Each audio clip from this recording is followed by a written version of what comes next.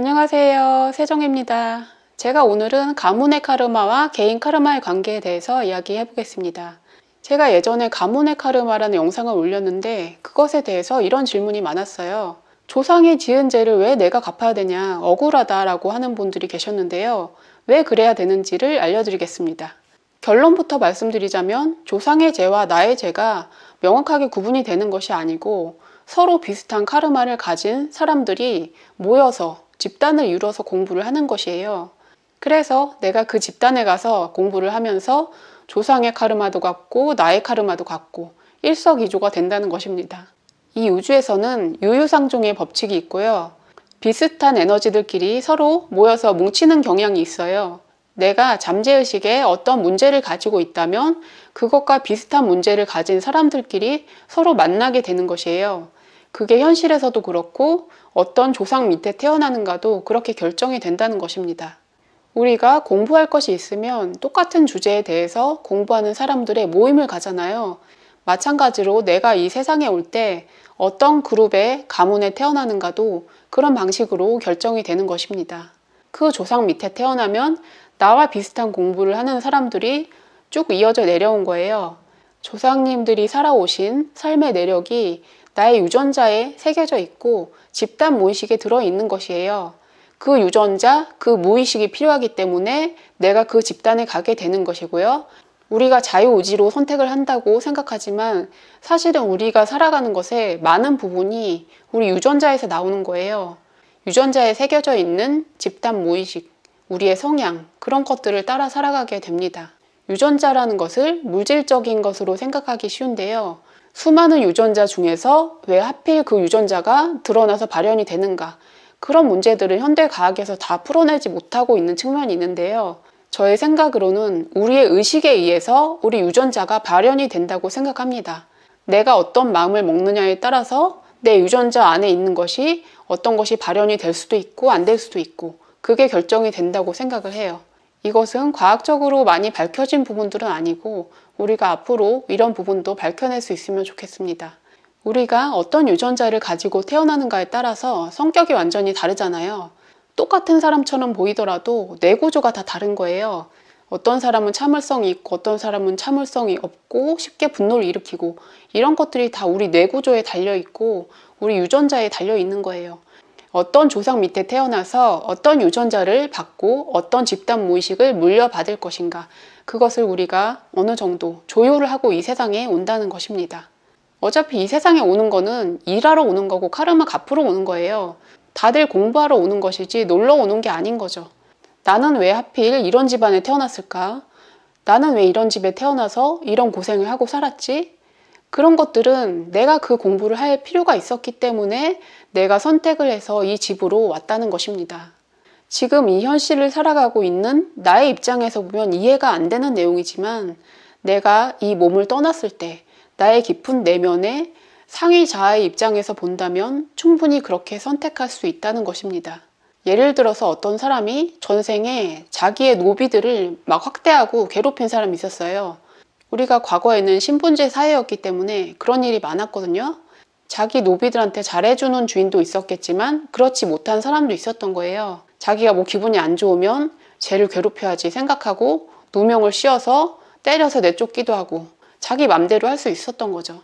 그렇게 자기 주변 사람을 학대했던 사람이 현실에서는 태어나서 이번에는 내가 학대를 당하는 입장에 놓이게 되는 거예요. 그런데 이 사람이 태어날 때는 똑같은 죄를 지었던 조상의 밑에 태어나게 돼요. 이 조상님들이 또 하인들을 학대한 그런 경력이 있는 그 분들 밑으로 태어난다는 거예요. 그러면 그 조상의 카르마도 물려 내려오고 나의 개인 카르마도 물려 내려오고 이게 똑같이 맞물려 돌아간다는 거죠. 조상이 노비들을 학대했다. 그러면 그 자손 중에서 누군가가 태어나서 학대를 받는 일을 당해야 돼요. 그런데 누가 그 일을 자원하러 오겠어요? 아무나 오진 않겠죠. 그 공부를 자원하러 오는 사람은 내가 이 공부해야 돼요. 내가 그 일을 해야 돼요 하고 딱 오는 사람일 수밖에 없다는 거예요. 자기가 전생에 그 일을 했던 사람이 이번에는 반대로 당하기 위해서 그런 죄를 지은 조상 밑으로 태어난다는 것입니다. 그렇게 태어나는 사람은 성격 자체가 처음부터 그렇게 세팅이 돼요. 내가 다른 사람에게 학대를 당할 수 있을 만한 성격으로 태어나는 거예요.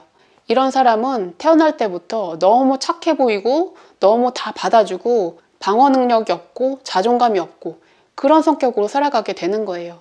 왜 그런 성격으로 태어나느냐면 전생에는 그 반대였기 때문이죠. 다른 사람을 괴롭히는 입장에 있었던 사람이기 때문에 현생에는 그 반대로 내가 괴롭힘을 당할 수 있을 만한 성격으로 태어나게 됩니다. 남이 나를 괴롭히는데 그것을 그대로 견디고 받아주고 괴로워하고 이런 삶을 살아가는 거예요. 이 삶에서 카르마를 해결하고 영적인 배움을 얻기 위해서 그런 성격을 세팅하고 온다는 것입니다. 예를 들면 또 이런 경우도 있는데요. 옛날 조상 중에는 이런 분들도 많았어요. 양반의 신분이기 때문에 자기 마음대로 첩을 들일 수가 있거든요. 저쪽에 같은 동네에 과부가 있고 젊고 예쁜데 경제적으로 힘든 상황이에요. 그럼 이 양반이 데려다가 성누리개로 좀 삼으면서 첩으로 삼으면서 경제적으로 지원을 해주는 거죠. 그 과부의 입장에서는 그게 썩 내키는 일은 아니었지만 선택의 여지가 별로 없었던 거죠. 자기 자식하고 먹고는 살아야겠고 그 사회 현실에서 살아갈 방법이 만만하지 않고 그러다 보니까 이 양반 나으리의 제안을 받아들이게 되는 거죠. 하지만 자기 내면에서는 수치스럽고 한이 맺힐 수가 있는 거예요. 그 양반의 입장에서 보면 내가 물질적으로 도와주니까 누이 좋고 매부 좋은 거 아닌가? 이렇게 생각할 수가 있죠. 하지만 동등한 영혼의 입장에서 보면 그렇지 않죠. 이 사람은 어쩌다 보니까 가난한 과부가 됐고 이 사람은 어쩌다 보니까 부잣집에 태어나서 호의호식하며 살아온 거죠. 이 양반의 입장에서는 자기가 성적인 것이 첫 번째 목적이었기 때문에 그 수단으로서 경제적인 도움을 주었던 것이죠. 만일 그 사람이 어떤 인류애로서 그 과부를 돕고자 한다면 자기가 성적인 것을 취하지 않고 그냥 도움을 줄 수도 있잖아요. 그 상대방의 취약한 빈틈을 노려서 그것을 내가 금전적으로 도움을 주면서 이용할 수가 있다는 것입니다. 옛날에 그런 죄를 지은 조상님들이 있었기 때문에 그 자손들 중에서 과부가 돼서 힘들게 살아가고 첩노릇도 하고 그런 사람이 나올 수 있다는 것입니다. 그렇게 조상 카르마를 푸는 것임과 동시에 그 자손으로 태어난 사람은 본인의 카르마도 푸는 것이에요. 그런 사람은 오래전에 또 다른 전생에서 자기가 남자로 살았을 때 또한 그런 행동을 했던 사람이라는 거예요. 그렇기 때문에 후생에는 여자로 태어나서 비슷한 일을 당하게 된다는 것입니다. 제가 말씀드린 것이 노비를 학대한다, 여자를 성적으로 이용한다 이런 것 정도 이야기했는데요. 이거 말고도 과거에도 인간 세상은 다 비슷했어요. 다른 사람에게 누명을 씌워서 괴롭힌다든지 부정부패를 일으킨다든지 여러 가지 행동들을 했던 거죠. 그런 일들이 다 현생에 와서는 반대로 주고받는 입장이 된다는 것입니다. 내가 가해자이든지 피해자이든지 둘 다 공부가 필요한 것이에요. 그런데 우리는 가해자만 나쁜 사람이다 라고 여기기가 쉽다는 거죠. 우리가 어떤 일을 다른 사람한테 할 때나 또는 내가 당할 때나 똑같이 깨달아야 되는 거예요. 그 깨달음이란 그런 행동을 하지 말아야겠구나 라는 것을 깨달아야 되는 것입니다. 어떤 사람이 나에게 상처 주는 말을 했을 때 내가 화가 나서 복수심으로 불타오르기보다는 이런 말을 하면 기분이 나쁜 것이구나. 나는 다른 사람에게 이런 말을 하지 말아야겠구나 라고 생각을 해야 되는 거예요. 그리고 내가 예전에 다른 사람에게 이렇게 상처 준 적은 없었나 하고 되돌아봐야 된다는 것입니다. 내가 살아가면서 계속 똑같은 문제를 겪게 되는 이유는 그것을 깨우치라는 것이에요. 내 주변 사람이 다 나에게 상처 주고 괴롭히는 사람들만 있다. 나의 부모님도 내가 어렸을 때부터 나에게 힘들게만 했고 나의 배우자도 나를 힘들게만 하고 내 주변 사람은 왜 다 이럴까? 이런 사람들은 마음에서 기도를 많이 해야 되는 거예요. 이렇게 상처를 받는 입장이 정말 힘들구나. 이런 일은 하지 말아야 되는구나. 우리 모두가 소중한 영혼이고 다른 사람에게 상처를 주어서는 안 된다. 나는 앞으로 다른 사람에게 상처 주는 언행을 하지 않겠다. 라는 것을 마음 깊이 계속 새기셔야 되는 거예요.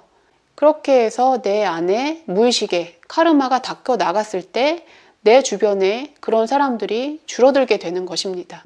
내가 살아오면서 내 돈을 뜯어가고 사기치고 이런 사람이 많았다면 그런 부분에 대해서도 내가 마음 깊이 들여다볼 필요가 있습니다.